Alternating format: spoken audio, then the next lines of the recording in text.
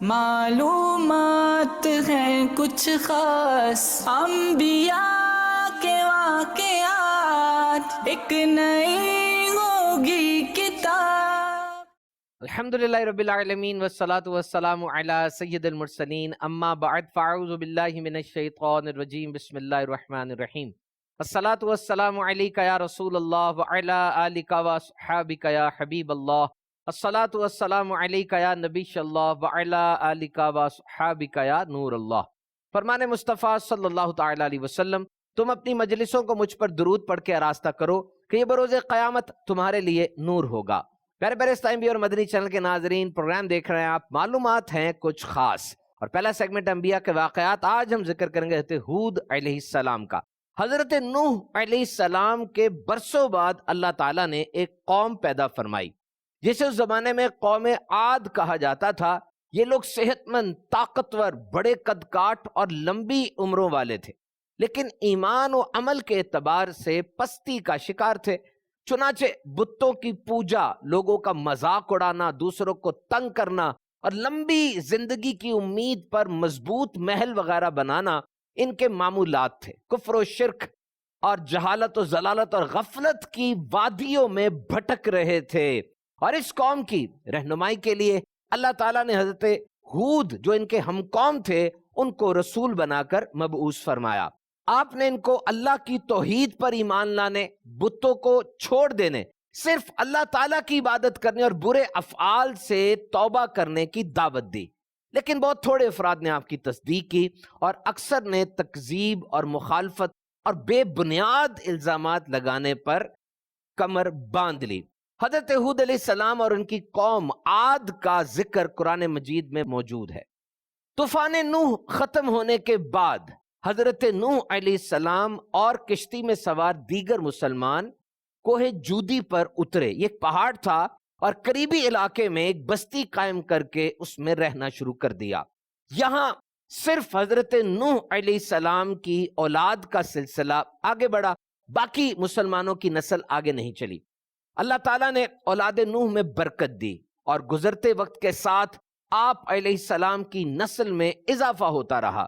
جب ان کی تعداد بڑھی تو یہ مختلف قوموں اور قبیلوں میں تقسیم ہو کر دور دراز کے علاقوں میں پھیل گئے۔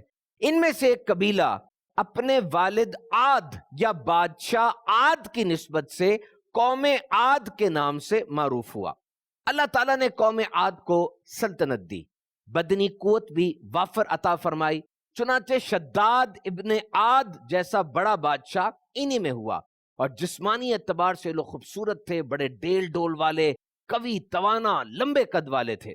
عاد کے ایک بیٹے شداد نے دنیا پر بادشاہت کی اور دنیا کے سارے بادشاہ اس کے فرما بردار ہوئے۔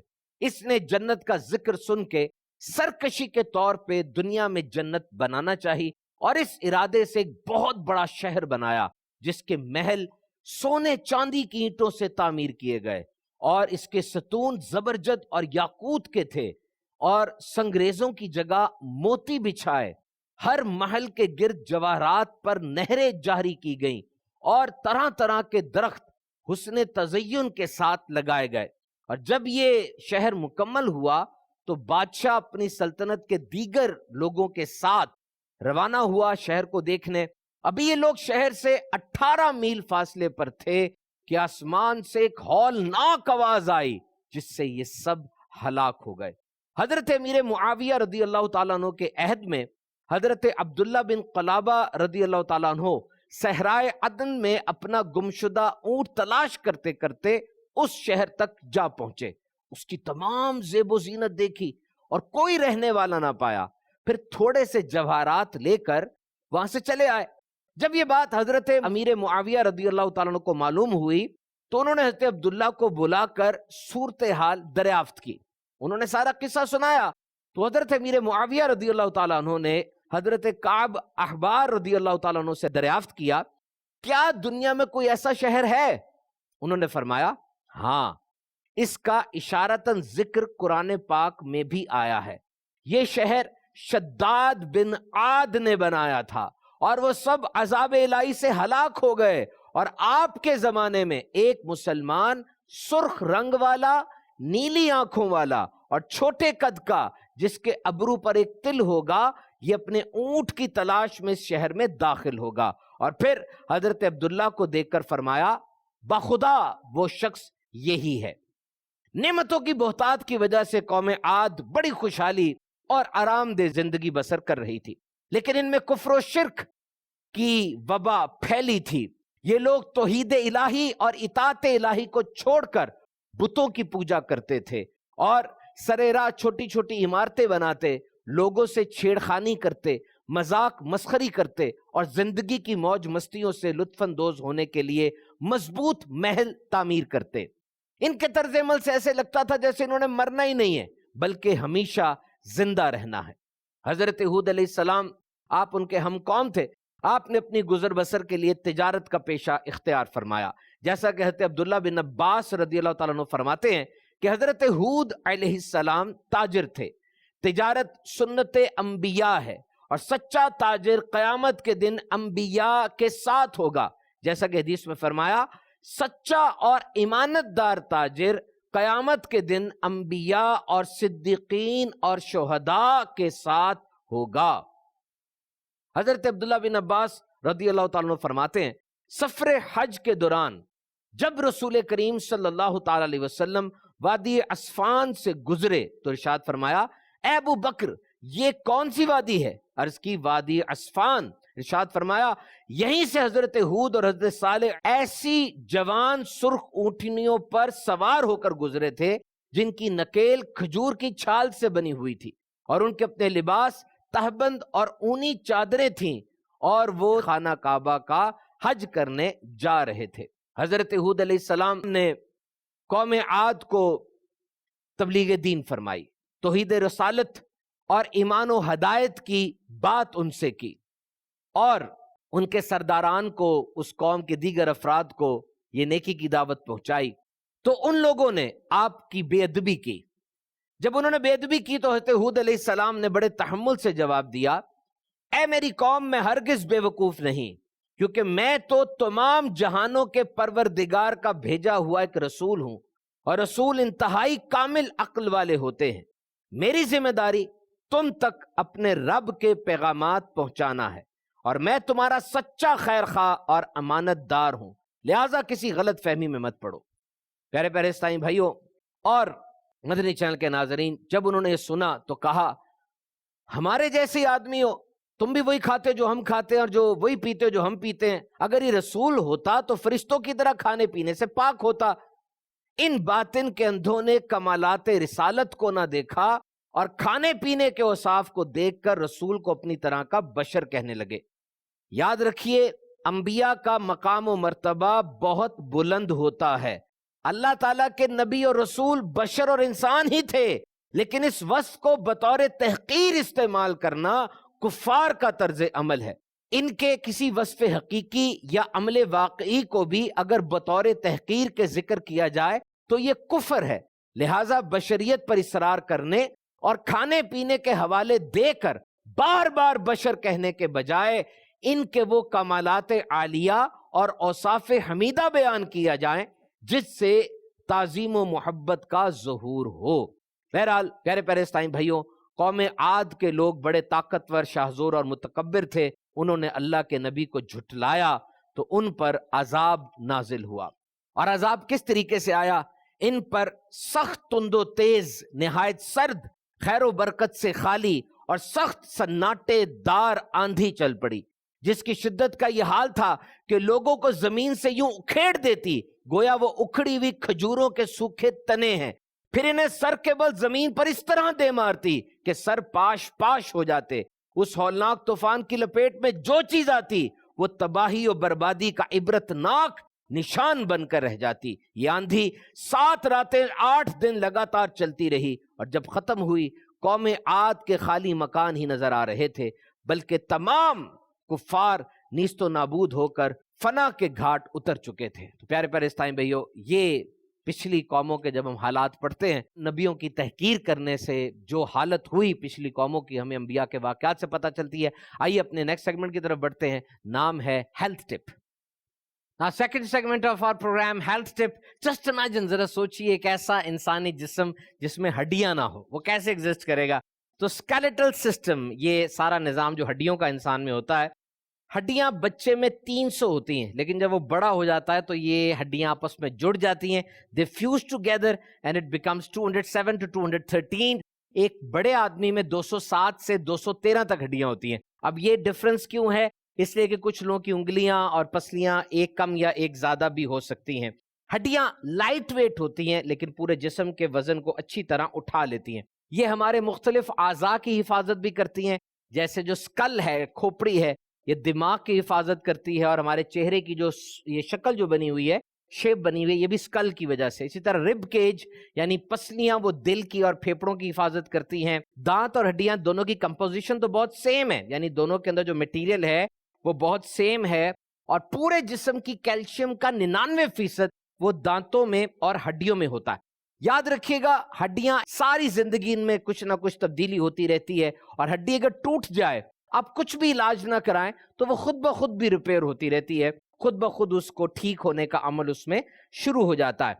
और फिर हड्डियों के अंदर जो गूदा होता है, बोन मैरो उसको कहते हैं, ये बड़ी अहम चीज है, और ये पूरे जिस्म के अंदर खून बनाने वाली फैक्ट्रीज है. खास तौर पे इसके अंदर खून बनता है, और दिन में ये हड्डियों के गूदे में 200 अरब नए खून के सेल्स और खलिए बन जाते हैं. और एक नरम हड्डी भी होती है, जिस तरह नाक की हड्डी और कान की हड्डी, इनको टेंडन्स कहा जाता है. बोन्स हमारी जिस्म को सपोर्ट करती हैं, हमारी बॉडी को एक शेप देती हैं, और मुख्तलिफ किस्म की खुराक होती है जो कि हड्डियों के लिए अच्छी होती है. याद रहे कि हड्डियों का फ्रैक्चर भी, जिस तरह आप समझते हैं और ये सुनते हैं कि हड्डी फ्रैक्चर हो गई, फ्रैक्चर का मतलब ये होता है कि हड्डी टूट गई या हड्डी के अंदर कुछ ना कुछ ऐसी खराबी आ गई. और फ्रैक्चर की मुख्तलिफ किस्में होती हैं. कोई फ्रैक्चर ऐसे होते हैं जिसके अंदर ऑपरेशन की जरूरत नहीं होती, सिर्फ एक हेयर लाइन किस्म का एक थोड़ा सा उसके ऊपर तरेड़ सी आ जाती है. कुछ ऐसे होते हैं जिसमें हड्डी बेंड हो जाती है, कुछ में हड्डी एक जगह से टूटती है, कुछ में हड्डियां मुख्तलिफ जगह से टूट जाती हैं. तो मुख्तलिफ किस्म के फ्रैक्चर्स को मद्देनजर रखते हुए डॉक्टर्स ये तय करते हैं कि ऑपरेशन की तरफ जाएं या फिर सिर्फ उसको सिंपल प्लास्टर कर दिया जाए. ये याद रखिएगा कि हड्डियों की जो नशो नुमा है वो इंसान में 30 साल तक मुकम्मल होती है, और अगर बच्चे में कोई फ्रैक्चर या हड्डी का प्रॉब्लम हो जाए तो वो जल्दी ठीक हो जाती है, क्योंकि बच्चा बढ़ रहा होता है, जबकि बड़ी उम्र के फर्द में ये चीज थोड़ी सी मुश्किल होती है. कौन सी खुराक हड्डियों के लिए जरूरी है? गौर से सुनिएगा. ईट lots of vegetables and fruits. सब्जियां और फल हड्डियों के लिए जबरदस्त हैं. खासतौर पर बूढ़े अफराद के अंदर सब्ज और पीले रंग की सब्जियां ये बहुत अहम है. Exercise and body and weight training. जब हड्डियां बन रही होती हैं उस वक्त एक्सरसाइज हड्डियों की सेहत के लिए बहुत अहम तरीन है. And consume protein. 50% हड्डियों में प्रोटीन होती है, तो प्रोटीन वाले खाने इस्तेमाल किए जाएं जिसमें पोल्ट्री है और साथ दूध वगैरह है. कैल्शियम, हड्डियां कैल्शियम से बनी होती हैं, तो कैल्शियम भी जरूर इस्तेमाल की जाए. एक नौजवान को दिन में 1000 mg कैल्शियम जरूर लेनी चाहिए, जबकि बूढ़े फर्द को 1200 mg कैल्शियम की जरूरत होती है. विटामिन डी एंड विटामिन के, ये दोनों हड्डियों के लिए बहुत जरूरी हैं. हम सबको चाहिए अपना विटामिन डी का टेस्ट करवा लें. आमतौर पे घर में मौजूद खवातीन को और दीगर लोगों को हड्डियों में बड़ी शदीद दर्द हो रही है, जिस्म में कड़ाव आ रहा है, पता भी नहीं चलता, और दर्द कुछ आप दवाइयां खारी जा रही होती हैं. सिंपल सा इलाज है कि विटामिन डी की कमी है, तो विटामिन डी के सप्लीमेंट्स लें, क्योंकि विटामिन डी के लिए जो ग़िज़ा इस्तेमाल की जाती है वो इतनी ज़्यादा अवेलेबल नहीं है, और सूरज की तरफ इंसान अपने जिस्म को रखे, गर्मियां बहुत ज़्यादा हैं, तो बेहतर ये है कि विटामिन सप्लीमेंट्स लिए जाएं डॉक्टर के मशवरे के साथ. नॉर्मल वेट हो आपका, अगर आपका वेट ज़्यादा है, मोटापा है, तो याद रखिए इससे फ्रैक्चर का खतरा भी बढ़ता है, और हड्डियों की जो क्वालिटी है उसमें भी फर्क आता है, हड्डियां भुरभुरी हो जाती हैं. तो रोड ट्रैफिक एक्सीडेंट्स ये हड्डियों के टूटने की सबसे बड़ी वजह है. कोशिश कीजिए मोबाइल ना सुने ट्रैफिक में, और इसी तरह खाना खाना दौरान ड्राइविंग, किसी से गुफ्तगू करना या बेतौजही इख्तियार करना, ये ट्रैफिक के हादसात का सबब बन सकता है. अल्लाह ताला हम सब की हिफाजत फरमाए. आइए बढ़ते हैं अपने अगले सेगमेंट की तरफ. नाम है किताब का तारुफ. जी, हमारे सेगमेंट है किताब का तारुफ. प्रोग्राम देख रहे हैं आप, मालूमात है कुछ खास, और आज जिस किताब के हवाले से हम बात कर रहे हैं ये 150 से ज्यादा कुतुब और रसाइल से माखूज है, और 6 मदनी इस्लामी भाइयों ने 2 ماہ کام کرنے کی سعادت حاصل کی، اور ماشاءاللہ یہ کتاب آج ہمارے پاس ہے، اور اٹس اے بگ بلیسنگ۔ اچھا، اس کتاب کی جو بیس ہے نا، یعنی یہ کتاب جس کور آئیڈیا کے اوپر بنائی گئی اور لکھی گئی، وہ امام محمد بن ادریس شافعی رحمۃ اللہ تعالی علیہ کا یہ قول ہے کہ میں ایک مدت تک اللہ والوں کی صحبت سے فیض یاب رہا، اور اس صحبت سے مجھے 2 اہم باتیں سیکھنے کو ملیں، 2 امپورٹنٹ مدنی پرلز۔ نمبر 1، وقت تلوار کی طرح ہے، تم اس کو نیک اعمال کے ذریعے کاٹو، ورنہ فضولیات میں مشغول کر کے یہ تم کو کاٹ دے گا۔ نمبر 2، اپنے نفس کی حفاظت کرو، اگر تم نے اس کو اچھے کام میں مشغول نہ رکھا تو یہ تمہیں کسی برے کام میں مشغول کر دے گا۔ سو اٹس ویری سمپل، یہ سیکنڈ، منٹ، گھنٹہ، دن، ہفتہ، مہینہ، سال اور پوری زندگی، یہی تو ہے ہمارے پاس، اور کیا ہے؟ We are what the time is going on، یہ گھڑی، اس کے چلتے ہوئے منٹ، یہی تو ہمارے پاس ہے جو سرمایہ ہے، بیسک ریسورس۔ تو اسلامی مہینے، دا اسلامک کیلنڈر، ایک مسلمان کی زندگی کو یہ ریگولیٹ کرتا ہے۔ دیکھیں جی، عید آ گئی، بڑی عید آ گئی، رمضان المبارک کی آمد، شب برات، تو یہ ساری چیزیں، اور پھر ربیع النور شریف، ماشاء اللہ، تو یہ چیزیں، اس کے علاوہ اور بھی جو ایونٹس ہیں اسلامی کیلنڈر کے اور مہینے کے حساب سے ہماری زندگی میں آتے ہیں۔ اور بتائیے ہماری زندگی میں ان کی کتنی اہمیت ہے، کوئی سے انکار نہیں کر سکتا۔ تو اسلامی مہینوں کے کیا فضائل ہیں، کیا ان کی اوریجن ہے، اس کتاب میں نام ہے جی اسلامی مہینوں کے فضائل، عبادات، دعائیں، اوراد و وظائف۔ دیکھیے پیارے آقا صلی اللہ تعالی علیہ وسلم کا بڑا ہی پیارا ارشاد عالی شان، زندگی بھر خیر کی تلاش جاری رکھو اور اللہ پاک کی رحمت کے خوشبودار جھونکوں کی جستجو کرتے رہو۔ بے شک اللہ پاک اپنی رحمت کے خوشبودار جھونکے اپنے بندوں میں سے جسے چاہتا ہے پہنچاتا ہے۔ ارشاد فرمایا، بے شک تمہاری زندگی کے ایام میں تمہارے رب کی رحمت کے خوشبودار جھونکے ہیں، ان کی جستجو میں لگے رہو۔ کیا خبر ان میں سے کوئی جھونکا تمہیں بھی نصیب ہو جائے اور اس کے بعد تم کبھی بدبخت نہ ہو۔ تو very promised and very good gift for all of us, a gift of benediction for all of us۔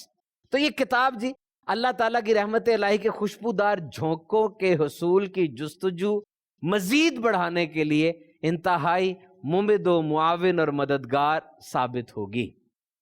واقعی اگر ہمیں کسی مہینے یا دن کے بارے میں پتہ چل جائے کہ جی اسپیشل ہے اور اس کے یہ فضائل ہیں یا اس میں یہ عبادات کی جائیں تو زیادہ فائدہ ہے، تو دل میں ایک اہمیت پیدا ہو جاتی ہے نا، بندہ اس کو پھر علم حاصل جب ہو جائے تو عمل کا شوق بھی بڑھ جاتا ہے، اور عمل کا فائدہ ہی تب ہوتا ہے جب علم ہو۔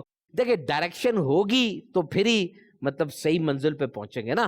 جانا اپنے مشرق کی طرف تھا، نکل جائے مغرب کی طرف تو منزل تو نہیں ملے گی، چاہے آپ 10 میل بھی چل لیں، 10,000 میل بھی چل لیں۔ تو اتنا زبردست کام ہوا یہاں پر۔ اب دیکھیں اس میں جو سب سے پہلا چیپٹر ہے محرم الحرام، یہ اس میں سب سے پہلے لکھا جی محرم الحرام کو محرم کہنے کی وجہ کیا ہے۔ واٹ اے انٹرسٹنگ انفارمیشن کہ جی اس کو محرم کا نام اس ماہ مبارک کی حرمت کے حوالے سے دیا گیا۔ اس میں جنگ بندی کی وجہ سے ہتھیاروں کی آوازیں نہیں سنی جاتی، اور پھر بتایا پہلا مہینہ محرم الحرام ہی کیوں، یعنی 12 مہینے جو اسلامک کیلنڈر میں ہیں اس میں پہلا محرم ہی کیوں، اور پھر پچھلی امتوں میں اس مہینے کی فضیلت کیا تھی اور امت محمدی صلی اللہ علیہ وسلم میں اس کی فضیلت کیا ہے۔ اور پھر چونکہ محرم الحرام میں یوم عاشورہ وہ ڈومیننٹ ڈیٹ ہے، ایک ایونٹ ہے، تو اس حوالے سے یوم عاشور کے 22 اعمال بتائے گئے، اور پھر محرم الحرام کیسے گزارے اس حوالے سے بھی بڑی زبردست گائیڈنس دی گئی۔ اسی چیپٹر میں ایک بڑی زبردست ایڈیشن کی گئی، یہ بتا دیا گیا کہ بھائی اگر آپ محرم الحرام کے مہینے کے بارے میں مزید جاننا چاہتے ہیں تو آپ اور بکس کا مطالعہ کر لیں، دی بیسٹ۔ اور پھر ایک چیز جو میں آپ کو بتاؤں، یہ دیکھیے کہ اس میں جو بھی اسلامک مہینہ ہم پڑھ رہے ہیں، دا اسلامک مہینہ وچ وی آر گوئنگ تھرو، اس کے اندر آخر میں اس مہینے میں جو بزرگان دین کے آراس آتے ہیں، عرس آتے ہیں، ان کے بارے میں بتایا گیا۔ یعنی مثال کے طور پہ جی یہاں پر امیر المومنین فی الحدیث حضرت سیدنا محمد بن اسماعیل بخاری رحمۃ اللہ تعالی علیہ یکم شوال کو آپ کا عرس آتا ہے، اور مدفن اور جائے وفات بھی بتایا کہ جی خرطنگ، نس، سمرقند، ازبکستان میں. تو یہ بڑا ہی زبردست جناب یہاں پر بات ہو گئی. تو اس طریقے سے محرم الحرام کے حوالے سے بھی اس میں ہوا. اور پھر جو ذوالقعدۃ الحرام کا مہینہ، چلے محرم الحرام تو ایک مشہور مہینہ ہے نا، ذوالقعدۃ الحرام کے حوالے سے بھی اتنی معلومات ہے اس میں کہ انسان پڑھتا چلا جاتا ہے اور حیران ہوتا چلا جاتا ہے کہ اس میں کیا کیا کچھ کیا جا سکتا ہے. اور پھر اس کے لاسٹ کا جو چیپٹر ہے، ایک تو ہو گیا نا مہینے، سارے کے سارے مہینے الگ سے ہو گئے. فیضان ایام یعنی پیر، منگل، بدھ، جمعرات، جمعہ، ہفتہ، اتوار، ان تمام دنوں کی کیا فضیلت ہے، اس میں کون سے اعمال کیے جا سکتے. سب سے پہلے بتایا تمام دنوں کے یکساں اعمال، یعنی وہ عمل جو ساتوں دن آپ کریں گے تو آپ کو فائدہ ہوگا. اور پھر جمعۃ المبارک کو عید کہا جاتا ہے، جمعہ کے دن نماز کے لیے جائیں تو سنتیں اس کی، سبحان اللہ جی. اور پھر کریڈیبلٹی اور اتھینٹسٹی تو جی ایک ٹریڈ مارک ہے ہمارے مکتبۃ المدینہ کا، یعنی یہ بھی بتایا گیا کہ ماخذ اور مراجع کہاں کہاں سے یہ ہم نے بک کو لکھنے میں مدد حاصل کی جی. تفسیر طبری ہے، تفسیر مدارک ہے، تفسیر خازن ہے، تفسیر ابن کثیر ہے. تو اپنے طور پہ اس بک کو جو ہم نے پڑھا بہت فائدہ اس سے پایا، بہت زیادہ فائدہ پایا بلا شبہ. اپنی کانسٹنٹ ریڈنگ میں رکھیں اس کو آپ گفٹ بھی کر سکتے ہیں. بک سے اچھا گفٹ کوئی نہیں ہے. بک گھر میں آ جائے، پڑھی ہو، کبھی نہ کبھی پڑھی جاتی ہے، کوئی نہ کوئی پڑھ لیتا ہے. آپ نے خریدی، آپ نہیں پڑھ سکے، آپ کے بچے پڑھ لیں گے، آپ کے ریلیٹیوز پڑھ لیں گے. So you can have this book from the official web site of دعوت اسلامی، dawatIslami.net. آپ اس کتاب کو مکتبۃ المدینہ سے خرید بھی سکتے ہیں. آئیے اپنے پروگرام کے لاسٹ سیگمنٹ کی طرف بڑھتے ہیں. نام ہے soft skills. Now the last segment of our program name is soft skills, and now today we're going to discuss self-motivation and self-awareness. بہت دفعہ آپ کوئی مسئلہ درپیش ہوتا ہے کہ سامنے دو کام ہو تو پتہ نہیں چل رہا ہوتا کون سا کریں. دو قسم کے کھانے ہو، یہ نہیں پتہ چل رہا کون سا کھائیں. کسی جگہ پر جانا تو یہ نہیں پتہ چل رہا کہاں جائیں. اس کی کیا وجہ ہے؟ یہ کام نہ صرف وقت ضائع کرتا ہے بلکہ ٹینشن بھی کریٹ کرتا ہے. So you must know your own boundaries and own limits. آپ کو سیلف اویئرنیس ہونی چاہیے، آپ کو اپنے بارے میں پتا ہونا چاہیے کہ میری پسند ناپسند کیا ہے. ایک طویل تحقیق کے مطابق لوگوں کو بہت کم اپنے بارے میں پتا ہوتا ہے، بالخصوص لیڈرز کو. جو قائدین ہوتے ہیں، لیڈ کرتے ہیں، ان میں سے جس کا کنٹرول زیادہ ہوتا ہے انہیں تو اپنے بارے میں بہت ہی کم پتا ہوتا ہے. کیونکہ لوگ دوسرے بتائیں گے نا کہ فیڈ بیک دیں گے، جی آپ نے یہ غلطی کی، یہ غلطی کی. تو وہ لیڈر جس کا کنٹرول زیادہ ہے اس کے سامنے اس کے فالوورز، اس کے ماننے والے تو زیادہ بولتے ہی نہیں ہیں. تو اس لیے اس چیز کے اندر پرابلم ہوتی ہے. تو یاد رکھیے اپنے گھر والوں، اپنے کولیگز، اپنے نیبرہڈ، اپنی جاب میں وہ بندہ زیادہ کامیاب ہے جس کو اپنے بارے میں پتا ہے. سیلف اویئرنیس یہ بڑی ضروری چیز ہے کہ میرے میں کیا صلاحیتیں ہیں، میں کس جگہ پہ اچھا پرفارم کر سکتا ہوں اور کس جگہ پر میری کمزوری ہے، میں صحیح طرح پرفارم نہیں کر سکتا. اس کی دو بنیادی کیٹیگریز ہوتی ہیں. ایک انٹرنل سیلف اویئرنیس، یعنی انسان کو اپنے شوق، اپنی صلاحیت، اپنے جوش جذبے کو، اپنی کمزوریوں پلس پوائنٹس کو، اپنے رویے کو، اپنے برتاؤ کو پتا ہو اس کا، اور یہ بھی پتا ہو کہ وہ سوشل ہے کہ نہیں، وہ لوگوں کے درمیان زیادہ اچھا پرفارم کرتا ہے کہ تنہائی میں زیادہ اچھا پرفارم کرتا ہے، اور پھر ٹیم کو لیڈ کر سکتا ہے کہ نہیں کر سکتا. اب جس کو یہ پتا ہوتا ہے نا، اس کے بارے میں میرے سامنے تحقیق کھلی ہے کہ یہ لوگ اچھی جاب کرتے ہیں اور ان کا اپنے رشتہ داروں کے ساتھ اور دیگر لوگوں کے ساتھ ریلیشن شپ اچھا ہوتا ہے. اور دوسری ہے ایکسٹرنل سیلف اویئرنیس، یعنی مجھے یہ پتا ہو کہ دیگر لوگ میرے بارے میں کیا رائے رکھتے ہیں. خاص طور پہ اگر کوئی باس ہے، لیڈر ہے، تو اس کو یہ پتا ہو کہ ملازمین کا نقطہ نظر کیا ہے میرے بارے میں، میرے میں کیا کمی ہے، کیا لوگ مجھے کیسے پرسیو کرتے ہیں. یاد رکھیں ہر ایک کے ذہن میں آپ کی ایک مختلف پرسنالٹی، مختلف شخصیت ہے. یعنی جو آپ اپنے آپ کو سمجھتے ہیں نا، وہ کوئی آپ کو ایسا نہیں سمجھتا، آپ کے گھر والے بھی نہیں. آپ کا اپنے بارے میں جو خیال ہے، دیگر لوگوں کا خیال اور رائے آپ کے بارے میں کچھ اور ہوگی. جو آپ کے دوست ہیں وہ آپ کے بارے میں اور کچھ سمجھتے ہیں، اور کچھ کے نزدیک آپ پسندیدہ آدمی ہیں، کچھ آپ سے راضی نہیں ہیں. آپ ان کو جتنی مرضی کوشش کر لیں، بس وہ آپ سے سیٹ نہیں ہو سکتے. تو کامیابی نہیں ہوگی اگر آپ ہر انسان کو خوش کرنے جائیں گے. کوئی خوش ہو جائے گا، کوئی خوش نہیں ہوگا. کرنا کیا ہے؟ اللہ کو راضی کرنے کی کوشش کرنی ہے، اور یہ ہمارا مقصد بھی ہے. سیلف اویئرنیس کا پینیکل بھی ہے کہ انسان اپنے وجود کو اللہ کی عبادت میں لگائے. قرآن مجید میں آیا اور میں نے جن اور آدمی اسی لیے بنائے کہ میری عبادت کرے، تو ہاتھ سے کوئی گناہ نہ ہو بلکہ مظلوم کی دستگیری ہو، ہاتھ دعا کے لیے اٹھے، کان سے موسیقی نہیں بلکہ تلاوت سنی جائے، آنکھوں سے خانہ کعبہ گنبد خضرا شریف کا دیدار کیا جائے، والدین کی زیارت کی جائے، اور سینے میں مسلمان کا کینہ نہ ہو بلکہ اللہ کا خوف، اس کے حبیب صلی اللہ علیہ وسلم کا عشق موجے مارتا ہو، دماغ کوئی غلط چیز نہ سوچے بلکہ دین اسلام کے دینی کاموں کو آگے بڑھانے کا سوچے۔ تو سیلف اویئرنیس کا اصل مقصد کیا ہے؟ اطاعت و فرما برداری میں یہ 24 گھنٹے گزارے۔ اللہ تعالیٰ ہم سب کی خیر فرمائے۔ آپ نے پروگرام دیکھا، معلومات ہے کچھ خاص، مدنی چینل دیکھتے رہیے۔ اللہ تعالیٰ آپ سب کی خیر فرمائے۔ معلومات ہیں کچھ خاص انبیاء کے واقعات، ایک نئی ہوگی